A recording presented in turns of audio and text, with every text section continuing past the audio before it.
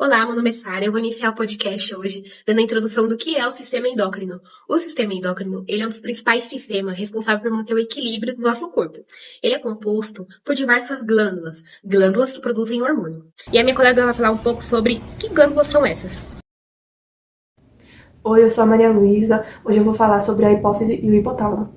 A hipófise, ela é uma glândula endócrina do tamanho de uma ervilha que fica localizada na base do cérebro. Ela controla e regula várias funções do organismo, sendo chamada de glândula mestra, porque elas também atuam em diversas outras glândulas, como adrenais e tireoide, além de controlar as funções como o crescimento, o metabolismo, lactação e desenvolvimento sexual. O hipotálamo, ele fica localizado na região do cérebro abaixo do tálamo. E ele é essencial para controlar o sistema endócrino, nervoso e autônomo. As suas funções incluem o controle de temperatura, apetite, sede, sono, pressão arterial e comportamento emocional. Quais são as principais glândulas do sistema endócrino e o que elas controlam? E as principais são a hipófise, que é a glândula mestra, a tireoide, que controla o metabolismo, a paratireoide, que controla o cálcio, o pâncreas, que produz insulina, os adrenais, que produz adrenalina e cortisol, os ovários e testículos, que produz os hormônios sexuais. Qual a principal função do sistema endócrino no corpo humano? A sua principal função é manter regulado os processos vitais, como o crescimento, o nosso humor, o sono e também a reprodução. Mantendo em equilíbrio essas funções no nosso organismo, o que a gente também chama de homeostase. Antes da gente estar respondendo a pergunta, vamos entender primeiro o que é tireoide e paratireoide. A tireoide é uma glândula que fica no pescoço e controla o ritmo do corpo. Exemplo, um acelerador, sabe? Que faz o corpo gastar energia, o coração bater direitinho e funcionar também. Agora, a paratireoide são 4 glândulas bem pequenas que ficam atrás da tireoide. Então, ele acaba cuidando do cálcio do sangue, deixando ele bem na medida certa. Já que entendemos um pouquinho sobre eles, vamos responder a pergunta. A tireoide... Qual a principal função da glândula tireoide e das glândulas paratireoides no corpo humano? A tireoide, ela produz hormônios T3 e T4, que regula o metabolismo, controlando os gastos de energia e o funcionamento de vários ossos do nosso corpo. Já as paratireoides produzem o hormônio chamado paratireoide PTH, que controla os níveis de cálcio e fósforo do sangue. Então, acaba mantendo o equilíbrio desses minerais. Olá, irei falar sobre o sistema no pâncreas endócrino.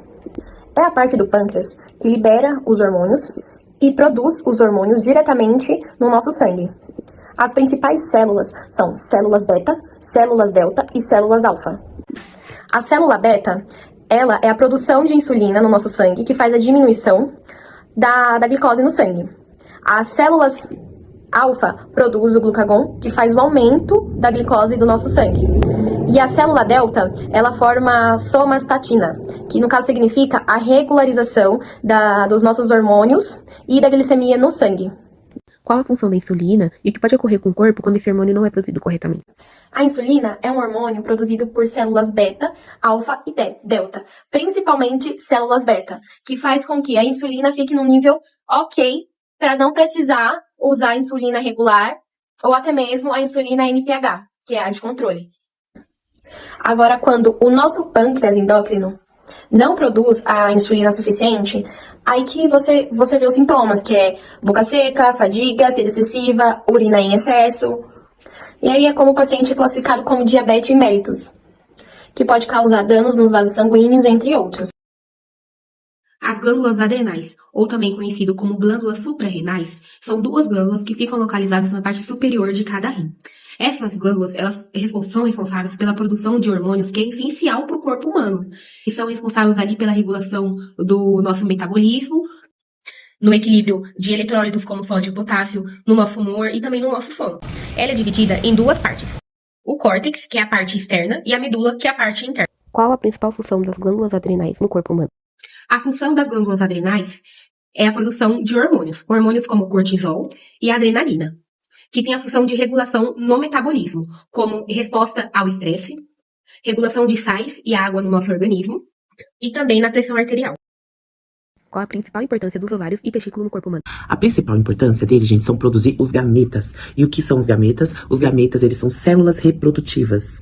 E a principal função também do ovário e do testículo no corpo humano são produzir hormônios sexuais, que é progesterona, testosterona, estrogênio.